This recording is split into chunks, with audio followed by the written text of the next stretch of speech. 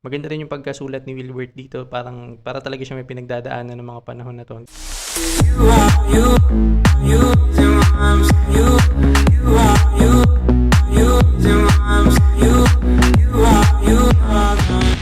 Welcome back mga kasaging at welcome sa mga bago pa lang dito sa channel. Click nyo na yung subscribe button para maging isa na kayo sa mga kasaging dahil nga saging lang ang may puso. For today's video, mag-react tayo sa kanta ni Wilbert Ross na Maaari Ba. So last year pa to. Ito yung official music video niya. Kung di nyo pa napanood yun, punta muna kayo doon tapos balik kayo dito. Papanoorin natin to para lang malaman natin kung magbabago ba yung feels. And syempre i-rate din natin tong kanta na to. So sa mga hindi nakakaalam, mga time na ginawa niya to is meron silang love team ni Zainab at akala ng lahat magiging or magkiklik yung love team nila. At sa mga hindi na nakakaalam, recently lang is nag-announce si Zainab tsaka si Skasta na magkakabibi na sila. Tignan natin, so i-rate natin tong kanta na to based sa musicality, syempre. Ganun pa rin. Bibigyan tayo ng thoughts and opinions sa mga makikita natin, sa mga maririnig natin dun sa kanta. So, hashtag support OPM tayo, hashtag banana reacts, at wag na tayo magpa-ligoy-ligoy pa at simulan na natin to. 3, 2, 1, let's go. Ravus Films. Shout.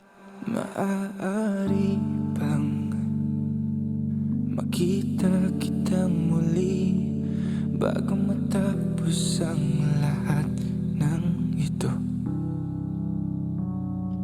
So, ang ganda nung start nung kanta. Mafe-feel mo agad yung lungkot eh. Pati yung title nandun na nga, Maaari Ba? Maaari bang makita kitang muli? So, actually, napakinggan ko na tong kantang to about to sa nag-break na gusto niyang umaasa siya na makita, alam mo yun, na bumalik yung tao na nawala or umalis or alam mo yun, nag-break sila. Ganun. So, ang ganda nung aesthetic nung film kasi may pagka-gray scale siya. Itong scene na to. Pinakita nila na parang uulan. So, pag umuulan yan yung parang yun yung panahon na malungkot eh pag umuulan. So, balik natin konti.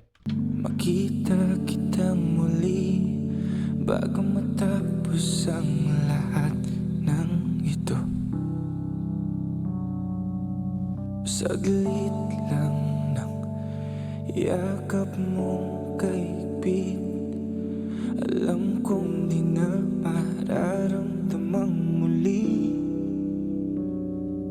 Bawat ala-ala ibabaon ko na sa lupa, bawat masasayang araw kasama ka. Okay, si Zainab nandito na. So, yung mga pinapakita niyang mga gamit. So, tulad ng camera, yung gitara. So, ang ganda nung scene na pag papakita yung gamit, kasi papakita yung flashback na masaya sila. So, may dalawang scene dito, isang past tsaka isang present. So, yung sa past pinapakita yung item, tapos sa present pinapakita yung item, tapos sa past pinapakita kung paano sila naging masaya gamit yung item na yun. So, magandang music video. Bawat masasayang araw kasama ka, bawat ngiti na kay tamis, ngayong walang kasing pait, bawat mahal kita sa isa't isa, maririnig pa ba? So, yun yung mga bagay na yung buong lyrics ng first verse niya. Yun yung lahat ng sinasabi mo sa sarili mo kapag nawala na yung taong mahal mo. Yung mga hopes mo na sana, mga question mo na maririnig ko pa ba yung salitang mahal kita, yung mga ngiti na masaya, makikita ko pa ba yan, mga ganun. So, maganda rin yung pagkasulat ni Wilbert dito, para talaga siya may pinagdadaanan ng mga panahon na to. Hindi ko alam. Siguro nga may pinagdadaanan siya kasi sobrang emotional, sobrang may pinagugutan ng kanta. Balik natin konti. Maririnig pa ba? Ngayong wala na tayo. Sobrang lamig ng boses ni Wilbert. Sobrang, hindi ko alam kung na-edit ba to or ito na talaga yung boses niya pagka yung natural niya na boses. Sobrang lamig ng boses niya, bagay na bagay dun sa kanta. Ngayong wala na tayo, saan na pupunta kung ikaw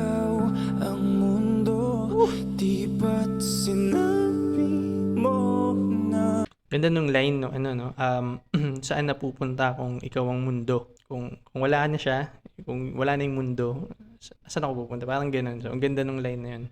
mundo, di ba't sinabi mo na tayo hanggang dulo? Eto na iba upang hindi na mahirapan ng puso kong hinahawakan pa din ng salitang tayo. Ayun, yung salitang yun na pwede bang sabihin mo sa akin kung meron ng iba, which is never naman gagawin ng tao yun. Hindi ko alam kung may gumagawa ba no na aamin, lalo na pag nagloko, yung mga ganyan, or kapag meron ng iba. Hindi ko alam kung may gumagawa na umaamin. Pero magandang, so far, sobrang gaganda ng mga lines, ng mga pagkasulat. Parang tatamaan niya lahat ng scenario, ng gantong sitwasyon. Pa din ng salitang tayo. Bawat ala malilimutan din ng kusa. Bawat umaga pagising ko kasama ka.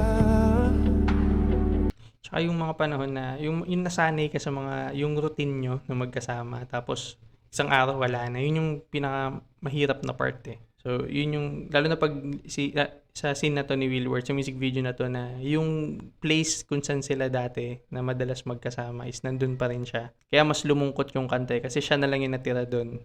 Nandun pa rin yung mga gamit na kung parang ano lang eh, parang kahapon lang, tapos ngayon wala na. Kaya mas na-feel yung lungkot ng kanta. Tsaka yung message. Ang bawat ngiti na kay tamis, ngayon walang kasing pait. Bawat mahal kita sa isa't isa, maririnig pa ba?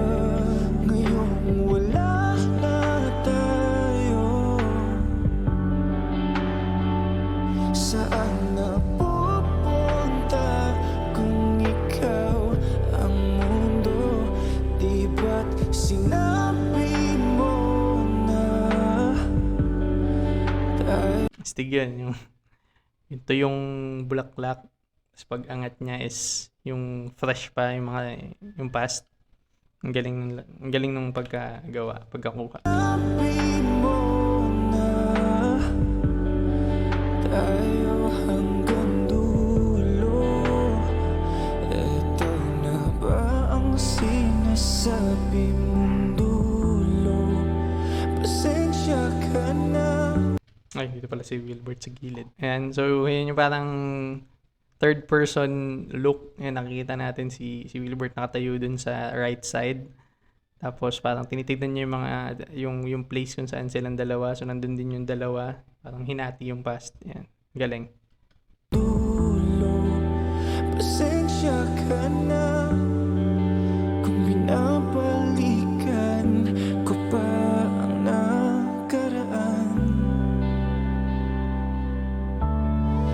Kahit alam ko naman na wala na tayong babalikan.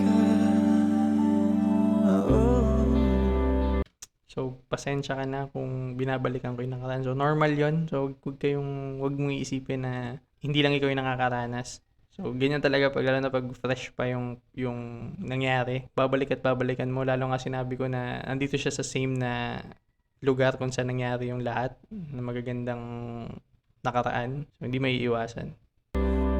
Kasi wala na tayo. Nice acting kay Wilbert. Ang galing. Wala na tayo. Kasi wala na tayo.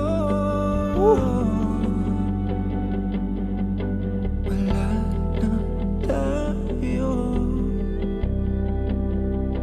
Wala na tayo. Saan napupunta kung ikaw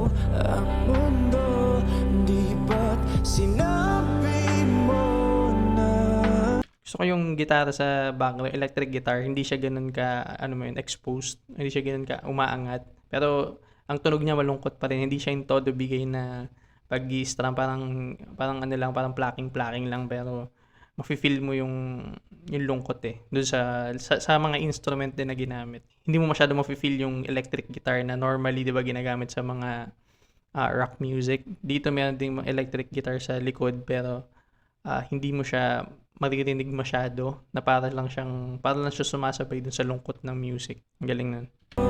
Di ba't sinabi mo na tayo hanggang dulo? Ito na ba? Kasi wala na tayo. Ano yung dulo? I-confirm nyo muna kung ano yung dulo. Baka mamaya kinabukasan na pala yung dulo o next week. Balik natin konti din. Pa ang sinasabi mong dulo? Saan napupunta ngayong wala ka na? Maririnig pa ba ang mahal kita? Oh.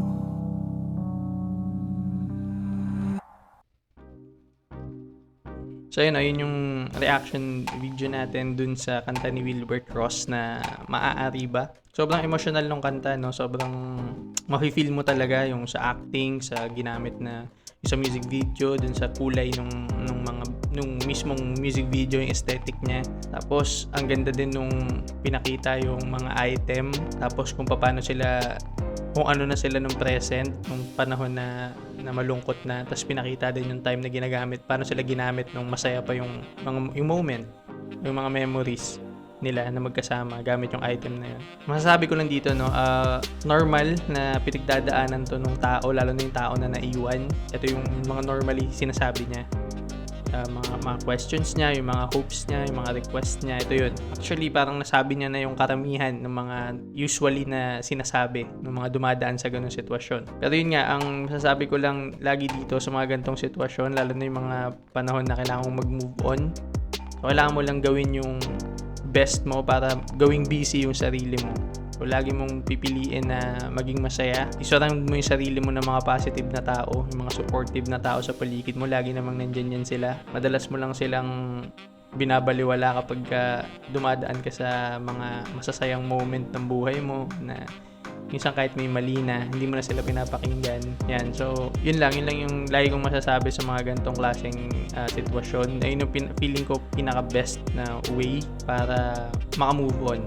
Ako, i-rate ko tong kanta na to from 1 to 10. So, bibigyan ko yung kanta na to ng pating music video. Bibigyan ko to ng 10 bananas. Ganda nung pag-deliver nila ng message, yung pag-connection ng message na sa music video, nakita nyo naman, sobrang solid. Mafe-feel mo kung ikaw dumadaan ka sa ganitong sitwasyon is a-agree ka dun sa mga sinasabi niya, a-agree ka dun sa scenario. So, kung nagustuhan nyo itong video na to, click nyo na itong like button dyan sa baba, at kung hindi pa kayo isa sa mga kasaging, click nyo na yung subscribe button at yung notification bell sa tabi niya para maging updated kayo sa mga susunod pa natin na ilalabas na video. I-share nyo na ito sa mga friends nyo na dumadaan sa same na sitwasyon para naman malaman nila na may karamay sila. Huwag nyo nang kalimutan na i-follow yung mga social media accounts ko. Ilalagay ko yung mga links sa description box sa baba. Kita-kits tayo next video. Naked Banana TV. Peace out.